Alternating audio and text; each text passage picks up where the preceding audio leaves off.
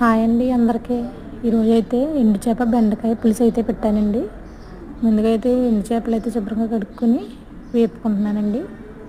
తర్వాత ఉల్లిపాయలు, పచ్చిమిరపకాయలు, టమాటాలు అయితే వేసుకున్నాను.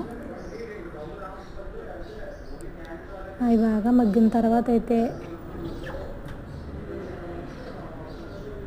బెండకాయ ముక్కలు అయితే వేసుకుంటున్నానండి.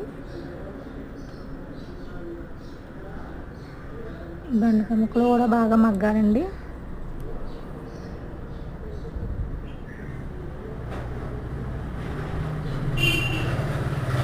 బాగా మగ్గిన తర్వాత ఒక స్పూన్ పసుపు,